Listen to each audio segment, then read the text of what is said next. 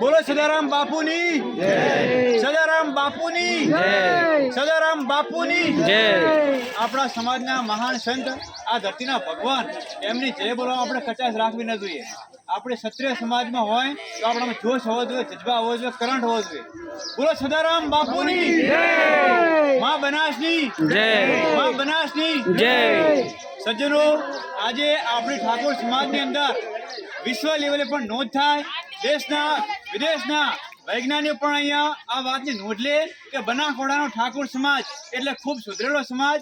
વિજ્ઞાન અને વિવાહ કરે છે તો વિજ્ઞાનને મધ્યનજર રાખી અને વિવાહ કરે છે। સજ્જનો, આપણી બનાસકાંઠાની ધરતી, ઉત્તર ગુજરાતની ધરતી અને સમસ્ત વિશ્વની ચિંતા કરતા અમારા આ બનાસકાંઠા જિલ્લાની અંદર આપણે એક નવા રિવાજની શરૂઆત કરી છે કે ભાઈ દીકરીને 2 વાહન ઓછા આપો પણ 2 વૃક્ષ આપો, જેથી એના પરિવારને જીવવા માટે જળ, ફળ અને શુદ્ધ પ્રાણવાયુ મળી રહે।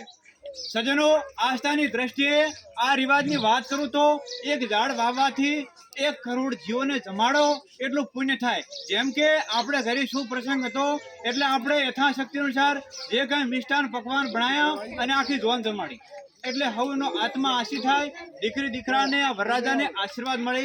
એવી રીતે આ ધરતી ઉપર આ 2 મોણા જે લગ્ન કરે છે એ ઝાડનું રોપણ કરે, એ ઝાડ મોટું થાય, એની ઉપર અનેક પક્ષીઓ ફળ ખાય, એમના બચ્ચા પણ ફળ ખાય। એટલે આસ્થાની દ્રષ્ટિએ મિત્રો જોવા તો એક ઝાડ વાવવાથી 1 કરોડ જીવ જમાડો એટલું પુણ્ય થાય। મિત્રો, બીલીપત્રનું ઝાડ વાવીએ અને ઉછેર કરીએ એનાથી આપણે એક શિવાલય બંધાયું હોય એટલું પુણ્ય થાય। એક વડલાનું ઝાડ વાવીએ, એક આપણે મોટી પરબ બંધાવા, આપણે વાવ ખોદાવા એટલું પુણ્ય થાય। અને કોઈ પણ ઝાડ વાવવાથી આપણને દરરોજ એમાંથી જે પ્રાણવાયુ નીકળે છે એ ચીડીથી કરીને હાથી સુધીના તમામ જીવ છે એમાંથી પ્રાણવાયુ લે, એટલે આપણી દીકરીનો એક પુણ્યનું ખાતું ખુલી જાય। આપણી દીકરી માટે આજે નવા જમાનામાં ઘણા લોકો એફડી કરાવતા હોય છે, ફંડ કરાવતા હોય છે કે એની દીકરી મોટી થાય, ભવિષ્યના બચ્ચા થાય ત્યારે એને સુખી થાય। પણ મિત્રો, આપ સૌ જાણો છો કે પુણ્ય સિવાય આ ધરતી પર સુખ નથી। જેની પાસે થોડું ઘણું પુણ્ય હોય એ માણસ સુખી થાય, બરાબર? તો આપણે દીકરી હાલ વિવાહ કરી અને જ્યાં જાય છે એ દીકરીને ધરતી માતાના આશીર્વાદ મળે।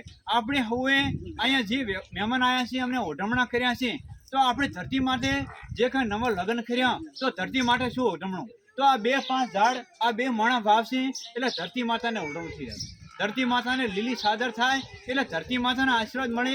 આટલું જ નહીં પણ આ સૃષ્ટિમાં દેવ, દાનવ, માનવ, યક્ષ, ગંધર્વ, નાગ સર્વ કોઈ આ કામ કરવાથી રાજી થાય, એટલે આમનું દાંપત્ય જીવન સુખી અને સમૃદ્ધ થાય। આ 2 માણસનું એક પુણ્ય અકાઉન્ટ ખુલી જાય, જેમના દરરોજ એમને પુણ્ય મળે અને એમનું પુણ્ય સારું થાય એટલે ભવિષ્યમાં એમના સારા બચ્ચા પાકે, એમના ઘરે સારા છોકરા પાકે।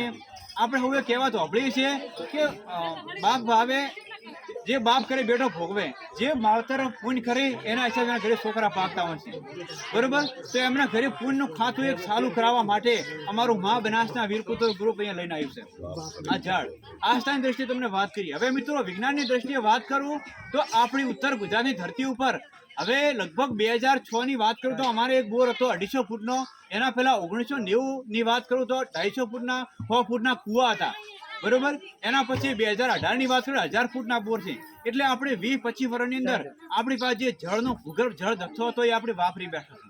અને આપણી એક જ માત્ર મા બનાસ આપણી ઉત્તર ગુજરાતની નદી હતી એ હવે લુપ્ત થઈ જશે, એ પાતાળ લોકમાં જતા રહેશે, આપણાથી નારાજ થઈ ગઈ છે। કેમ કે ઘંટિયાએ જોયું છે કે એક જમાનામાં આપણે એવા ઝાડા ઉપર લેબડાના ઝાડ હતા, આપણે બાસ ભરતું ના આવે એવામાં આપણી પાસે ઝાડ હતા, એ કપાઈ જ્યાં એટલે ધરતી પર પાપ વધી ગયો અને ત્યાંથી મા બનાસ પાતાળ લોકમાં અત્યારે વરસાદ અમિત થઈ ગયો। અત્યારે આપણે હવે અઠવાડિયા પહેલાં વરસાદ જોયો, આમ તો ભરભર ઉનાળો ચાલે છે પણ આપણને સોમાં હોય એવું થતું હતું, બરાબર? અનિયમિતતા થઈ ગઈ।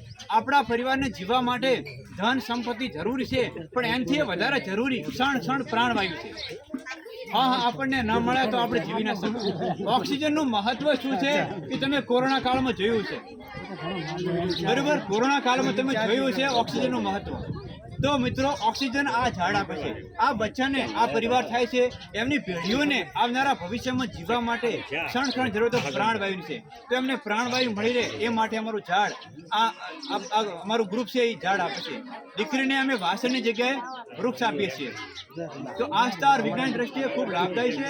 આશા રાખું તમે આ રિવાજનું સમર્થન કરશો અને જવાન પક્ષને વિનંતી કરું છું કે ઝાડને સુરક્ષિત લઈ જજો અને એમને હાસવીને ઘરે વાવજો. મા બનાસની જય, હર હર મહાદેવ.